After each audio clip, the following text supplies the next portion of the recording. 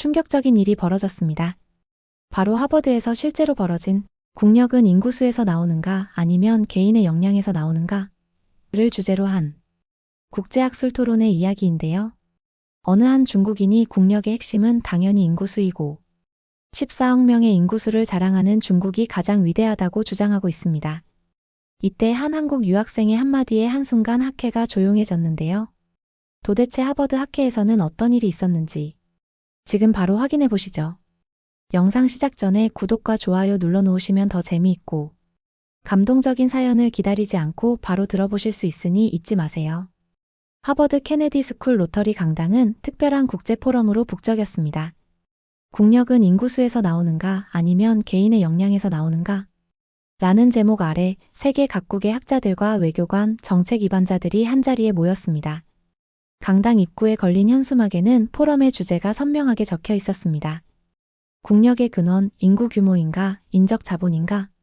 참석자들은 서로 다른 국적과 배경을 가졌지만 모두가 한 가지 질문에 답하기 위해 이 자리에 모였습니다. 진정한 국가의 힘은 어디에서 나오는가? 수많은 인구에서 오는 것인가? 아니면 개인의 역량과 잠재력에서 오는 것인가? 강당 앞쪽에는 각국 대표들의 자리가 마련되어 있었습니다. 중국, 인도, 미국, 일본, 싱가포르, 한국 등 다양한 국가의 명패가 놓여 있었고 그들 뒤로는 기자들과 학생, 참관인들이 자리를 채웠습니다. 오전 10시 정확한 시간에 하버드 케네디 스쿨의 학장이 단상에 올랐습니다. 마이크를 잡은 그의 목소리는 강당 전체에 울려 퍼졌습니다. 오늘 우리는 세계화 시대의 가장 중요한 질문 중 하나를 논의하기 위해 모였습니다. 국가의 힘, 즉 국력은 어디에서 비롯되는가? 역사적으로 인구가 많은 국가들이 세계를 지배해왔습니다. 로마 제국, 중국의 한 나라, 대영 제국. 그들은 모두 당대 가장 많은 인구를 자랑했습니다. 학장은 잠시 말을 멈추고 청중을 둘러보았습니다. 하지만 21세기 기술과 지식이 중심이 된 지금 그 등식은 여전히 유효할까요? 싱가포르, 스위스, 이스라엘과 같은 작은 국가들이 세계 경제와 기술 혁신에서 놀라운 성과를 보여주고 있습니다. 오늘의 포럼은 이 복잡한 질문에 대한 다양한 시각을 공유하는 자리가 될 것입니다. 그리고 학장은 오늘의 첫 번째 패널을 소개했습니다. 첫 번째 세션은 인구와 국력의 상관관계를 주제로 진행됩니다. 베이징 대학교의 리웨이 교수님과 하버드 케네디 스쿨의 앤더슨 교수님께서 이끌어 주실 예정입니다. 학장의 소개가 끝나고 첫 번째로 단상에 오른 이는 중국 베이징 대학의 리웨이 교수였습니다. 60대 중반의 나이에도 불구하고 카리스마 넘치는 그의 등장에 청중들의 시선이 집중되었습니다. 그는 오랫동안 중국의 국제관계를 연구해온 학자로 중국 정부의 자문위원으로도 활동하고 있었습니다. 리웨이 교수는 자신감 넘치는 목소리로 발표를 시작했습니다. 국력은 결국 인구수에서 나옵니다. 역사가 이를 증명합니다. 큰 국가들이 항상 세계를 이끌어왔죠. 중국은 14억의 인구를 가진 나라입니다. 이는 단순한 숫자가 아닙니다. 14억 명이 동시에 일하고 소비하고 혁신을 이끕니다. 그게 바로 중국이 강대국인 이유입니다. 리웨이 교수는 리모컨을 들어 슬라이드를 넘겼습니다. 화면에는 세계의 인구 순위가 표시되었습니다. 중국과 인도가 압도적인 1, 2위를 차지하고 있었고 미국, 인도네시아, 파키스탄이 그 뒤를 이었습니다. 보시다시피 세계 인구 순위 상위권에 있는 국가들은 지정학적으로도 큰 영향력을 행사하고 있습니다. 중국과 인도는 G20의 핵심 멤버이며 미국은 여전히 세계 최강국입니다. 우리가 여기서 볼 수 있는 것은 인구와 영향력의 분명한 상관관계입니다. 리웨이 교수는 다음 슬라이드로 넘어갔습니다. 이번에는 중국의 경제 성장률 그래프였습니다. 중국은 지난 40년간 연평균 9%의 경제 성장률을 기록했습니다. 이것이 가능했던 이유는 무엇일까요? 바로 14억 인구의 규모의 경제 때문입니다. 우리는 세계의 공장이 되었고 이제는 세계 최대의 소비 시장이 되어가고 있습니다. 이것이 바로 인구가 주는 힘입니다. 리웨이 교수의 말에 청중 중 일부가 고개를 끄덕였습니다. 그의 논리는 단순하면서도 설득력이 있었습니다. 큰 시장, 큰 노동력, 큰 소비층. 이 모든 것이 국가 경쟁력의 기반이 된다는 주장이었습니다. 더 나아가 우리는 지금 데이터의 시대에 살고 있습니다. 인공지능, 빅데이터, 기계학습. 이 모든 기술의 핵심은 무엇입니까? 바로 데이터입니다. 그리고 더 많은 사람들이 더 많은 데이터를 생산합니다. 중국의 14억 인구는 매일 엄청난 양의 데이터를 생성하고 있으며 이는 우리의 기술 발전을 가속화하고 있습니다. 리웨이 교수는 잠시 물을 마시고 다음 슬라이드로 넘어갔습니다. 화면에는 중국의 과학, 기술, 공학, 수학 졸업생 수가 표시되어 있었습니다. 중국은 매년 약 450만 명의 과학, 기술, 공학, 수학 졸업생을 배출합니다. 미국의 33만 명과 비교해보세요. 우리는 미국의 14배에 달하는 과학기술 인재를 매년 배출하고 있습니다. 이것이 바로 인구가 가져다주는 압도적인 우위입니다. 청중들 사이에서 작은 웅성거림이 일었습니다. 리웨이 교수의 데이터는 확실히 인상적이었습니다. 마지막으로 군사력에 대해 생각해 봅시다. 강한 국가의 기반은 무엇입니까? 강한 군대입니다. 그리고 강한 군대의 기반은 무엇입니까? 충분한 병력과 이를 뒷받침할 수 있는 경제력입니다. 중국은 현재 세계에서 가장 많은 현역 군인을 보유하고 있으며 매년 수백만 명의 젊은이들이 군 복무 대상이 됩니다. 이 또한 인구가 가져다주는 국가 안보의 우위입니다. 리웨이 교수는 자신의 발표를 마무리했습니다. 결론적으로 국력은 인구에서 비롯됩니다.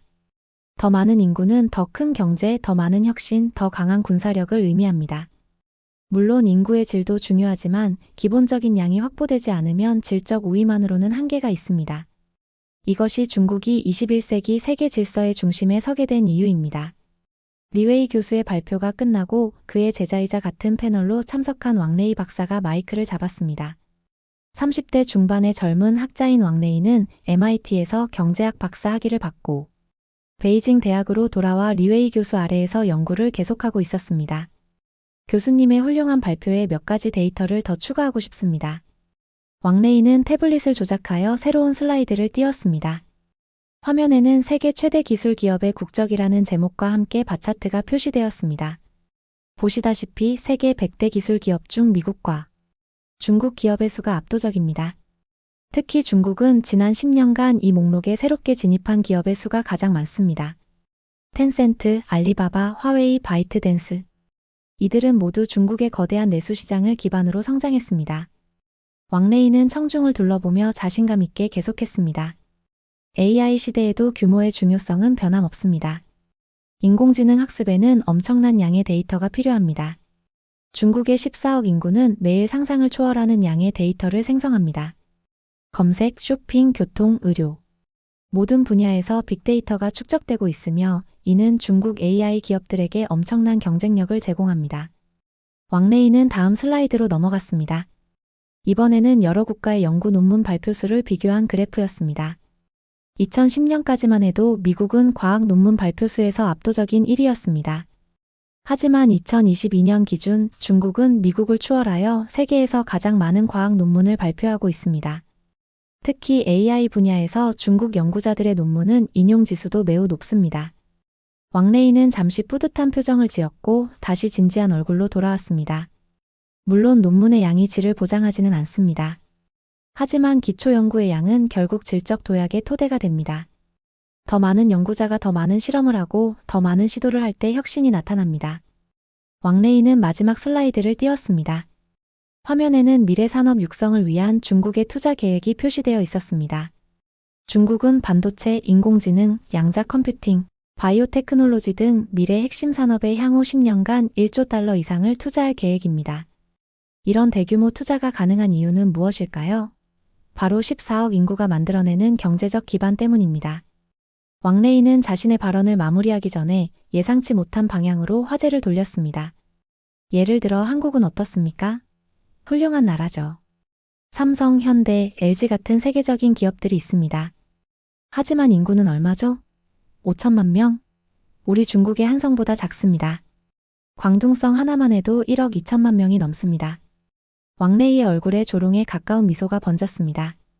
그의 말투에는 약간의 우월감이 묻어있는 듯 했습니다. 한국이 지금까지 이룬 성과는 분명 놀랍습니다. 하지만 인구의 한계는 결국 성장의 한계가 될 것입니다. 내수 시장의 크기, 인재풀의 깊이, 그리고 지정학적 영향력. 이 모든 면에서 인구는 결정적인 요소입니다. 청중석에서는 약간의 술렁임이 일었습니다. 왕레이의 발언이 다소 도발적으로 들렸기 때문입니다. 특히 한국 대표단이 앉아있는 자리에서는 불편한 기색이 역력했습니다. 결국 21세기의 경쟁에서도 규모의 힘은 여전히 유효합니다. 중국, 인도, 미국. 이들 인구 대국들이 세계 경제와 기술의 중심에 서 있는 것은 우연이 아닙니다. 감사합니다. 왕레이의 발표가 끝나고 청중석에서 박수 소리가 들렸습니다. 다음 순서는 하버드 케네디 스쿨의 앤더슨 교수였습니다. 50대 후반의 이 미국인 교수는 오랫동안 동아시아 경제와 국제관계를 연구해왔으며 특히 한국, 일본, 대만 등 작지만 강한 국가들의 발전 모델에 관심을 가지고 있었습니다. 감사합니다. 리웨이 교수님과 왕 박사님의 흥미로운 발표 잘 들었습니다. 앤더슨 교수는 친절하면서도 단호한 목소리로 말을 이어갔습니다. 인구의 중요성을 부정할 수는 없습니다. 분명 큰 인구는 국가에 많은 이점을 제공합니다. 하지만 국력을 결정짓는 요소는 인구만이 아닙니다. 오늘 저는 인적 자본의 중요성에 대해 이야기하고자 합니다. 앤더슨 교수는 첫 번째 슬라이드를 보여주었습니다. 화면에는 세계 각국의 1인당 GDP가 표시되어 있었습니다. 보시다시피 1인당 GDP 상위권 국가들 중 인구가 1억 명을 넘는 나라는 단 하나도 없습니다. 룩셈부르크, 스위스, 노르웨이, 아일랜드, 싱가포르. 이들은 모두 인구가 적지만 매우 부유한 국가들입니다. 앤더슨 교수는 다음 슬라이드로 넘어갔습니다. 이번에는 국가 경쟁력 지수였습니다. 세계 경제 포럼의 국가 경쟁력 지수를 보면 또다시 스위스, 싱가포르, 덴마크, 네덜란드 같은 소국들이 상위권을 차지하고 있습니다. 이들 국가는 어떻게 인구의 한계를 극복하고 이런 성과를 이룰 수 있었을까요? 앤더슨 교수는 잠시 청중들의 반응을 살폈습니다. 많은 사람들이 관심을 보이며 경청하고 있었습니다. 답은 인적 자본에 있습니다. 이들 국가는 교육, 연구개발, 혁신 생태계 구축에 막대한 투자를 해왔습니다. 그 결과 비록 인구는 적지만 세계 시장에서 큰 영향력을 행사하는 글로벌 기업들을 보유하게 되었습니다. 앤더슨 교수는 특히 한 국가에 초점을 맞추기 시작했습니다. 대한민국의 사례는 특히 주목할 만합니다. 한국은 6.25 전쟁 이후 폐허에서 출발했습니다. 천연자원도 없고 인구도 많지 않았습니다. 하지만 오늘날 한국은 세계 10위권의 경제대국이 되었고 반도체, 조선, 자동차, 배터리, 문화 콘텐츠 등 다양한 분야에서 세계를 선도하고 있습니다. 한국의 성공 비결은 무엇일까요? 바로 사람에 대한 투자입니다. 한국은 GDP의 4.8%를 연구개발에 투자합니다. 이는 세계 최고 수준입니다. 또한 OECD 국가 중 대학 진학률이 가장 높은 나라이기도 합니다. 오늘 이 자리에 제 연구실의 박사과정 학생인 김민준 씨가 함께하고 있습니다. 김 씨는 한국 서울대학교를 졸업하고 하버드에서 국제정치경제학을 공부하고 있습니다. 그는 한국의 발전 모델과 소국의 경쟁력에 대한 연구를 진행하고 있죠. 이제 그의 의견을 들어보는 것이 좋겠습니다. 앤더슨 교수의 소개에 따라 청중석에 앉아있던 한 젊은 한국인 남성이 자리에서 일어났습니다. 28세의 김민주는 단정한 외모와 또렷한 눈빛이 인상적이었습니다. 그는 천천히 단상으로 올라가 마이크 앞에 섰습니다. 안녕하세요. 하버드 케네디 스쿨 박사과정 김민준입니다. 그의 영어는 유창했고 발음도 명확했습니다. 청중들은 이 젊은 한국인 학생에게 관심을 기울였습니다. 먼저 리웨이 교수님과 왕 박사님의 발표에 감사드립니다. 많은 인사이트가 있었습니다. 김민준은 예의를 갖추어 인사한 후 본론으로 들어갔습니다. 그런데 질문 하나 드려도 될까요? 인구가 많다는 것, 그 자체만으로 국가가 강해질 수 있을까요? 김민준의 질문은 단순하면서도 본질적이었습니다. 청중들은 웅성거리기 시작했고, 그는 잠시 청중들의 반응을 살핀 후 계속했습니다. 저는 그렇게 생각하지 않습니다. 인구가 많은 것은 잠재력일 뿐 그 자체로 국력이 되지는 않습니다. 중요한 것은 그 인구가 얼마나 창조하고 혁신하고 가치를 만들어낼 수 있느냐입니다. 김민준은 자신의 태블릿을 조작하여 화면에 새로운 슬라이드를 띄웠습니다. 그것은 세계 각국의 특허 출원 건수를 인구 대비로 조정한 그래프였습니다. 이 자료를 보십시오. 인구 100만 명당 특허 출원 건수에서는 한국, 일본, 스위스, 스웨덴이 상위권을 차지하고 있습니다. 중국은 인구가 많아 절대적인 특허 수는 많지만 인구 대비로 보면 아직 많은 국가들에 뒤처져 있습니다. 김민준은 다음 슬라이드로 넘어갔습니다. 이번에는 노벨상 수상자 수를 인구 100만 명당 비율로 계산한 자료였습니다. 노벨상 수상자 비율을 보면 더욱 극명합니다. 스위스, 스웨덴, 덴마크, 노르웨이 같은 북유럽 소국들이 압도적입니다. 인구가 적어도 질 높은 교육과 연구 환경을 제공하면 세계적인 인재들이 나올 수 있다는 것을 보여줍니다. 김민주는 청중들이 자료를 충분히 볼 수 있도록 잠시 기다린 후 계속 말을 이어갔습니다. 저는 한국인으로서 우리나라의 경험을 통해 이 문제를 생각해봤습니다. 한국은 인구 5천만의 작은 나라입니다. 자원도 없고 국토도 작습니다. 북한과의 분단으로 사실상 섬나라와 다름없는 지정학적 위치에 있습니다. 김민준의 목소리가 약간 높아졌습니다. 그의 눈빛에서는 자부심이 느껴졌습니다. 그런데도 한국은 반도체 세계 1위, 조선 세계 1위, 스마트폰, 배터리, 디스플레이 등 첨단 산업에서 세계를 선도하고 있습니다. 최근에는 K-팝, K-드라마 등 문화 콘텐츠로도 세계적인 영향력을 행사하고 있죠. 어떻게 이것이 가능했을까요? 청중석에서는 관심의 기운이 느껴졌습니다. 많은 사람들이 고개를 끄덕이며 김민준의 말에 귀를 기울였습니다. 그 비결은 한 사람의 질에 있습니다. 한국은 인적 자본에 모든 것을 걸었습니다. 교육에 대한 투자, 연구개발에 대한 투자, 그리고 무엇보다 할 수 있다는 의지와 열정이 있었습니다. 김민준은 또 다른 자료를 화면에 띄웠습니다. 이번에는 국가별 교육 성취도와 혁신 지수를 비교한 그래프였습니다. 시험 결과를 보면 한국, 싱가포르, 일본, 에스토니아, 핀란드 같은 나라들이 상위권을 차지하고 있습니다. 이들은 모두 우수한 교육 시스템을 갖춘 국가들이죠. 그리고 이 국가들은 대부분 인구가 많지 않습니다. 김민주는 슬라이드를 넘겨 혁신 지수 그래프를 보여주었습니다. 글로벌 혁신 지수에서도 스위스, 스웨덴, 미국, 영국, 네덜란드, 덴마크, 싱가포르 같은 나라들이 상위권을 차지하고 있습니다. 인구 규모와 혁신 역량 사이에는 명확한 상관관계가 보이지 않습니다. 김민주는 잠시 숨을 고르고 청중들을 바라보았습니다. 많은 사람들이 집중하고 있었고 일부는 메모를 하고 있었습니다. 이스라엘을 생각해보세요. 인구 900만의 작은 나라입니다. 하지만 이스라엘은 스타트업 국가로 불리며 첨단 기술과 혁신 분야에서 세계를 선도하고 있습니다. 인텔, 구글, 마이크로소프트 같은 글로벌 기업들이 이스라엘에 연구소를 설립한 이유가 무엇일까요? 바로 인재 때문입니다. 싱가포르도 마찬가지입니다. 인구 570만의 도시국가에 불과하지만 아시아 금융의 중심지이자 세계적인 물류 허브로 자리 잡았습니다. 싱가포르가 이런 성과를 이룬 비결은 무엇일까요? 우수한 인재를 양성하고 전 세계에서 인재를 유치하는 전략적 접근이었습니다. 김민준의 발언이 이어지자 중국 측 패널인 왕레이 박사의 얼굴에 불편한 기색이 역력했습니다. 그는 손을 들어 발언권을 요청했고 사회자의 허락을 받아 마이크를 잡았습니다. 김 씨의 말씀 잘 들었습니다만 제가 반론을 제기해도 될까요? 왕레이는 약간 조롱하는 듯한 미소를 지으며 말을 이어갔습니다. 말은 그럴싸하게 하셨습니다. 작은 나라들의 성과가 인상적인 것은 사실입니다. 하지만 결국 세계 질서를 움직이는 것은 규모가 아닙니까? 한국이 반도체나 조선업에서 아무리 잘한다 해도 당신 나라의 영향력은 제한적입니다. 우리는 중국입니다. 세계 최대 시장이자 생산기지죠. 지이라고 불리는 이유가 있습니다. 싱가포르나 이스라엘 같은 나라들은 특정 분야에서는 뛰어날 수 있지만 세계 질서를 재편할 만한 영향력은 없습니다. 왕레이의 말에 청중석에서 작은 술렁임이 일었습니다. 일부는 그의 말에 고개를 끄덕였고 일부는 불편한 기색을 감추지 못했습니다. 게다가 인구가 적은 나라들이 가진 한계는 분명합니다. 내수 시장의 규모, 국방력, 자원 동원 능력. 이 모든 면에서 대국들에게는 미치지 못합니다. 그 차이를 어떻게 극복하실 건가요? 왕레이는 도전적인 눈빛으로 김민준을 바라보았습니다. 김민준은 침착하게 미소를 지으며 마이크를 다시 잡았습니다. 왕 박사님의 질문에 감사드립니다. 그 차이를 어떻게 극복할 것인가라고 물으셨는데 제 대답은 이렇습니다. 그 차이를 이미 넘고 있지 않나요? 김민준의 대답은 단순하면서도 강력했습니다. 청중 사이에서 작은 웃음소리가 들렸습니다.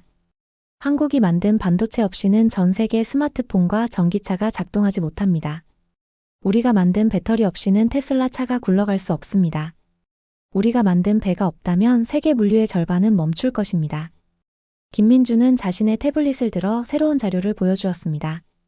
이것은 세계 반도체 시장 점유율입니다. 메모리 반도체 시장에서 한국 기업들의 점유율은 70%가 넘습니다. 이것이 바로 질적 우위의 힘입니다. 단순한 인구수로는 만들어낼 수 없는 결과죠. 한국의 수출은 GDP의 40%가 넘습니다. 우리는 내수 시장의 한계를 일찍이 인식하고 세계 시장으로 눈을 돌렸습니다. 그리고 우리가 세계 시장에서 경쟁력을 가질 수 있었던 이유는 바로 사람의 질 때문이었습니다. 왕 박사님께서 말씀하신 세계 질서를 재편할 영향력에 대해서도 생각해 볼 필요가 있습니다. 21세기 세계 질서는 더 이상 군사력과 인구만으로 결정되지 않습니다. 기술, 혁신, 소프트 파워가 중요한 요소로 부상했습니다. 김민주는 자신의 마지막 자료를 보여주었습니다. 그것은 세계 각국의 문화 콘텐츠 수출액 증가율이었습니다. 보시다시피 한국의 문화 콘텐츠 수출은 지난 10년간 연평균 20% 이상 성장했습니다. K-팝, K-드라마, K-무비는 이제 전 세계인들의 마음을 사로잡고 있습니다. 이것은 군사력이나 경제 규모와는 다른 차원의 영향력입니다. 김민준과 왕래희의 열띤 논쟁이 이어지는 가운데 청중석에서 한 중년 남성이 손을 들었습니다. 사회자가 그에게 발언권을 주자 그는 자리에서 일어났습니다. 안녕하세요. 옥스포드 대학의 로버트 앤더슨 교수입니다. 두 분의 흥미로운 논쟁을 듣고 있자니 한 가지 질문이 떠오르네요. 우리는 지금 인공지능 시대로 진입하고 있습니다. AI가 많은 일자리를 대체하고 새로운 형태의 경제와 사회 구조를 만들어낼 것으로 예상되는 시대죠. 로버트 교수는 잠시 양측 패널을 바라본 후 질문을 던졌습니다. 이런 시대에 과연 인구수가 여전히 국력의 핵심 요소일까요? 저는 오히려 창의성과 자율성 그리고 적응력이 더 중요한 요소가 될 것이라고 생각합니다. 그의 질문은 회의장 전체에 깊은 생각거리를 던져주었습니다. 로버트 교수는 말을 이어갔습니다. 14억 명의 인구가 있더라도 그들이 자유롭게 사고하고 질문하고 도전할 수 없다면 진정한 혁신이 나올 수 있을까요? 반면 인구가 적더라도 개개인이 창의적이고 자율적으로 생각할 수 있는 환경이라면 AI 시대에 더 유리한 위치에 있지 않을까요? 로버트 교수의 질문에 회의장이 조용해졌습니다. 많은 참석자들이 그의 질문에 깊이 생각하는 듯 했습니다. 리웨이 교수가 먼저 마이크를 잡았습니다. 앤더슨 교수님의 질문은 매우 타당합니다. AI 시대에는 확실히 창의성과 혁신 역량이 더욱 중요해질 것입니다. 하지만 여전히 규모의 중요성은 간과할 수 없습니다. 중국도 이미 AI 혁명의 중요성을 인식하고 대대적인 교육개혁과 혁신 생태계 구축에 나서고 있습니다. 우리는 단순히 인구수에만 의존하지 않습니다. 그것을 기반으로 질적 도약을 준비하고 있죠. 그러나 리웨이 교수의 답변은 다소 형식적으로 들렸고 청중들의 반응도 미온적이었습니다. 이번에는 김민준이 발언했습니다. 앤더슨 교수님의 질문은 정확히 우리 시대의 핵심을 짚고 있다고 생각합니다. AI 시대에는 많은 사람보다 창의적인 사람이 더 중요합니다. 우리는 더 많은 사람이 아니라 더 나은 사람이 필요한 시대에 살고 있습니다. 자유롭게 질문하고 도전하고 실패해도 다시 일어날 수 있는 사람들. 그런 인재들이 AI 시대의 진정한 국력이 될 것입니다. 한 가지 제가 강조하고 싶은 것은 인구수와 인적 자본은 상충하는 개념이 아니라는 점입니다. 이상적으로는 많은 인구가 모두 우수한 교육을 받고 창의적으로 사고할 수 있어야 합니다. 하지만 현실에서는 종종 양과 질 사이에 타협이 필요합니다. 그리고 제 경험상 소국들은 생존을 위해 인적 자본에 더 집중할 수밖에 없었습니다. 그것이 오히려 AI 시대에 유리한 위치를 점하게 된 이유일지도 모릅니다. 김민준의 발언이 끝나고 회의장의 분위기가 미묘하게 변했습니다. 처음에는 중국 측의 주장이 압도적으로 들렸으나 이제는 많은 참석자들이 인적 자본의 중요성에 공감하는 듯 했습니다. 소국 대표들, 특히 싱가포르, 이스라엘, 스위스 대표단의 표정에서는 만족감이 엿보였습니다. 그들은 자국의 발전 모델이 재평가받는 것에 자부심을 느끼는 듯 했습니다. 반면 중국 측 패널, 특히 왕래희 박사의 얼굴에는 불편한 기색이 역력했습니다. 그는 자리에 앉아 메모를 하면서도 간간히 김민준을 날카로운 시선으로 바라보았습니다. 사회자가 다시 마이크를 잡았습니다. 매우 흥미로운 토론이 이어지고 있습니다. 이제 첫 세션을 마무리하고 10분간 휴식 시간을 갖겠습니다. 휴식 후에는 청중 여러분의 질문을 받는 시간을 가질 예정입니다. 참석자들이 자리에서 일어나 3-3-5 모여 대화를 나누기 시작했습니다. 많은 사람들이 김민준에게 다가가 이야기를 나누려 했습니다. 특히 소국 대표들과 학생들이 그에게 관심을 보였습니다. 한편 리웨이 교수와 왕래희 박사는 다소 고립된 듯한 모습이었습니다. 그들은 서로 작은 목소리로 무언가를 논의하고 있었고 표정은 심각해 보였습니다. 앤더슨 교수는 김민준에게 다가와 어깨를 두드렸습니다. 잘했어, 민준. 너의 주장은 매우 설득력이 있었어. 김민준은 겸손하게 웃으며 답했습니다. 감사합니다, 교수님. 하지만 아직 토론이 끝나지 않았습니다. 두 번째 세션에서는 더 구체적인 데이터와 사례를 준비해야 할 것 같습니다. 앤더슨 교수는 고개를 끄덕였습니다. 휴식 시간이 끝나갈 무렵 참석자들이 다시 자리로 돌아오기 시작했습니다. 이번에는 회의장 분위기가 더욱 긴장감 있게 느껴졌습니다. 모두가 두 번째 세션에서 어떤 논쟁이 펼쳐질지 기대하고 있었습니다. 휴식 시간이 끝나고 사회자가 다시 마이크를 잡았습니다. 두 번째 세션을 시작하겠습니다. 이번 시간에는 청중 여러분의 질문을 받아 패널들과 함께 토론하는 시간을 갖겠습니다. 많은 사람들이 손을 들었고 사회자는 그중 한 명을 지목했습니다. 질문자는 싱가포르 대표단의 일원인 중년 남성이었습니다. 안녕하세요. 싱가포르 경제개발청의 탄 디렉터입니다. 저는 보다 직접적인 질문을 드리고 싶습니다. 오늘 우리는 국력의 근원에 대해 논의하고 있습니다. 제 질문은 간단합니다. 미래 국가 경쟁력의 핵심은 무엇이라고 생각하십니까? 인구의 양인가요? 아니면 질인가요? 이 직접적인 질문에 회의장이 조용해졌습니다. 모든 사람들이 패널들의 답변을 기다리고 있었습니다. 첫 번째로 왕레이 박사가 마이크를 잡았습니다. 탄 디렉터님의 질문에 감사드립니다. 저는 양과 질 모두 중요하다고 생각합니다만 기본적으로 일정 수준의 양이 확보되어야 질에 대한 논의가 의미가 있다고 봅니다. 왕레이는 자신감 있게 말했지만 그의 목소리에는 약간의 방어적인 톤이 느껴졌습니다. 중국의 경우 우리는 14억이라는 인구를 바탕으로 질을 높이는 노력을 하고 있습니다. 이는 우리에게 큰 경쟁 우위가 됩니다. 반면 인구가 적은 국가들은 아무리 질이 높아도 절대적인 수의 제한을 받을 수밖에 없습니다. 왕레이의 답변은 여전히 인구수의 중요성을 강조하고 있었습니다. 다음으로 김민준이 답변했습니다.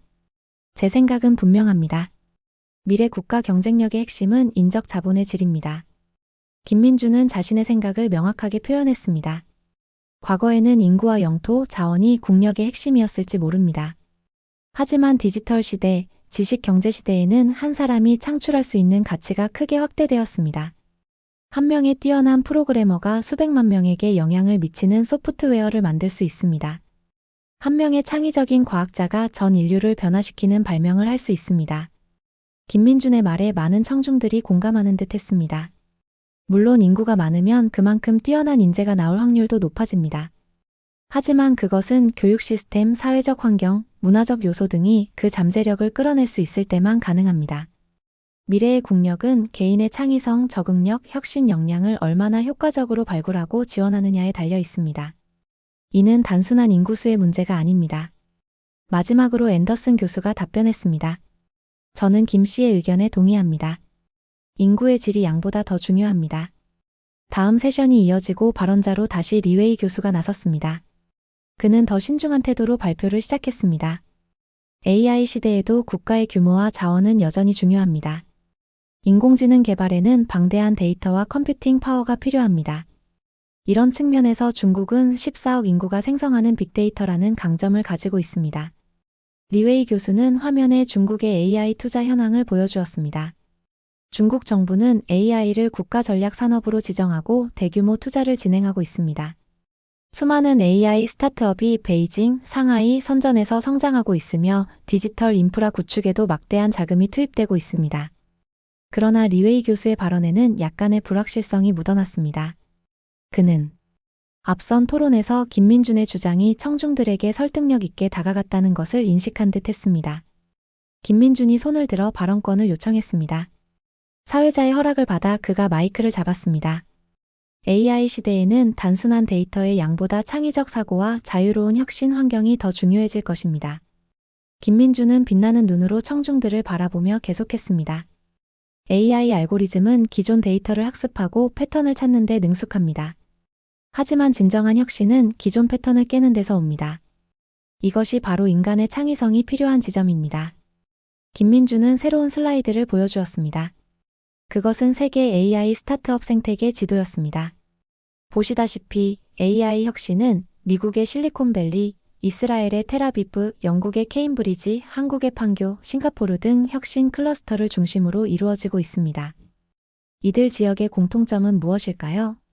김민준은 질문을 던진 후 잠시 기다렸습니다. 바로 개방성과 다양성 그리고 자유로운 지식 교류입니다. AI 시대의 혁신은 단순히 많은 데이터를 가진 국가보다 다양한 시각과 자유로운 사고를 장려하는 환경을 가진 국가에서 더 활발하게 일어날 것입니다. 청중석에서 한 젊은 여성이 손을 들었습니다. 그녀는 MIT에서 온 AI 연구자였습니다. 질문이 있습니다. 데이터 프라이버시와 윤리적 AI 개발에 관한 논의가 전 세계적으로 활발히 진행되고 있습니다.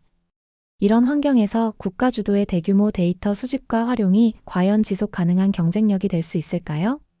이 질문은 회의장 전체에 깊은 생각거리를 던져주었습니다. 특히 중국 측 패널의 표정이 굳어지는 것이 눈에 띄었습니다. 왕레이 박사가 먼저 답변했습니다. 물론 데이터 윤리와 프라이버시는 중요합니다. 하지만 각 국가마다 다른 문화적, 사회적 맥락이 있습니다.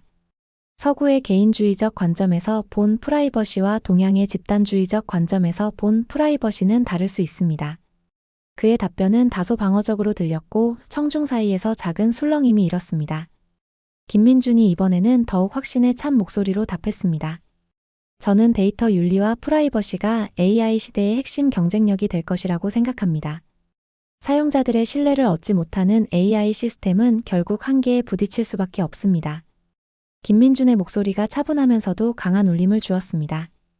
유럽의 GDPR, 한국의 개인정보보호법 등은 단순한 규제가 아니라 지속 가능한 AI 발전을 위한 기반을 마련하는 것입니다. 단기적으로는 데이터 수집과 활용에 제약이 있을 수 있지만 장기적으로는 더 견고하고 신뢰받는 AI 생태계를 구축할 수 있습니다. 그의 답변에 많은 청중들이 고개를 끄덕이며 공감을 표시했습니다. 결국 AI 시대의 승자는 단순히 많은 데이터를 보유한 국가가 아니라 윤리적이고 신뢰받는 AI를 개발하는 국가가 될 것입니다. 이는 단순한 양의 문제가 아니라 질과 가치의 문제입니다. 토론이 절정에 달했을 때 예상치 못한 인물이 발언권을 요청했습니다. 그는 중국 대표단의 일원이지만 지금까지 침묵을 지켜왔던 젊은 연구원이었습니다. 저는 베이징 대학의 장인 연구원입니다. 사실 저는 오늘의 토론을 듣고 많은 생각을 하게 되었습니다. 그의 발언에 회의장이 조용해졌습니다. 특히 중국 측 패널의 표정이 긴장된 것이 보였습니다. 저는 MIT에서 컴퓨터 과학을 공부하고 중국으로 돌아온 사람입니다. 솔직히 말씀드리면 김민준 씨의 주장에 상당 부분 공감합니다. 장인의 말에 리웨이 교수의 얼굴이 굳어졌습니다. 하지만 그는 멈추지 않고 계속했습니다. 우리 중국이 가진 규모의 이점은 분명합니다. 하지만 진정한 혁신은 다양성과 자유로운 사고에서 비롯됩니다. AI 시대에는 이런 요소가 더욱 중요해질 것입니다. 장인의 솔직한 발언에 회의장 전체가 놀란 듯 했습니다. 그는 조금 긴장된 표정이었지만 자신의 생각을 계속 이야기했습니다. 김 씨가 말한 질적 우위는 결코 무시할 수 없는 요소입니다. 우리 중국도 단순한 규모를 넘어 혁신 생태계와 창의적 인재 양성에 더 집중해야 한다고 생각합니다. 장인의 발언은 토론의 분위기를 완전히 바꾸어 놓았습니다. 심지어 왕레이 박사도 잠시 생각에 잠긴 듯 했습니다. 마지막 순서로 앤더슨 교수가 발언권을 얻었습니다. 오늘 우리는 국력의 근원에 대해 다양한 시각을 나누었습니다. 이 질문에는 하나의 정답이 없을지도 모릅니다. 앤더슨 교수는 부드러운 목소리로 계속했습니다. 하지만 분명한 것은 21세기 디지털 시대, AI 시대에는 과거와는 다른 역량이 필요하다는 점입니다. 국력은 이제 인구수보다 한 명이 얼마나 많은 가치를 창출하느냐에 더 달려 있습니다. 그의 말에 많은 사람들이 고개를 끄덕였습니다. 물론 인구가 많은 것은 여전히 중요한 자산입니다. 하지만 그 잠재력을 현실화하기 위해서는 교육, 혁신 생태계, 자유로운 사고를 장려하는 문화가 필요합니다. 김민준 씨가 오늘 우리에게 상기시켜준 것처럼 질 높은 개인이 질 높은 국가를 만든다는 사실을 잊지 말아야 할 것입니다. 마지막으로 김민준이 발언했습니다. 그는 청중을 둘러보고 깊은 숨을 내쉰 후 말했습니다. 오늘의 토론을 통해 한 가지 분명해진 것이 있습니다. 우리가 논의한 인구수와 인적 자본은 결국 상호보완적인 요소라는 점입니다. 이상적으로는 많은 인구가 모두 질 높은 교육을 받고 창의적으로 사고할 수 있어야 합니다. 하지만 현실에서는 종종 선택과 집중이 필요합니다. 국가는 숫자로 움직이지 않습니다. 사람으로 움직입니다. 단 한 사람의 사고, 창의력, 용기. 그것이 나라를 바꾸고 세상을 바꿉니다. 김민준의 마지막 말에 회의장 전체가 박수갈채로 응답했습니다. 심지어 리웨이 교수와 왕레이 박사도 마지못해 박수를 쳤습니다. 포럼이 끝나고 참석자들이 삼삼오오 모여 대화를 나누기 시작했습니다. 많은 사람들이 김민준에게 다가와 명함을 교환하고 대화를 나누었습니다. 특히 놀라운 변화는 왕래희 박사의 태도였습니다. 김 씨, 오늘 훌륭한 토론이었습니다. 왕래희는 약간 어색한 표정으로 말했습니다. 솔직히 말하면 당신의 일부 주장에는 동의하지 않습니다만 생각해볼 가치가 있는 관점이었습니다. 토론은 서로 다른 관점을 나누는 자리니까요. 저도 많이 배웠습니다. 두 사람은 악수를 나누었고 이 포럼은 결론이 나지 않은 채 마무리되었습니다. 지금까지 특별한 한국의 이야기를 전해드리는 감동사연 베스트였습니다. 여러분이 생각하는 국력의 진짜 힘은 무엇인가요? 댓글로 함께 나눠주세요. 끝까지 시청해주셔서 감사드리고요. 더욱 더 좋은 영상으로 찾아뵙겠습니다. 다음 이야기에서 또 뵙겠습니다.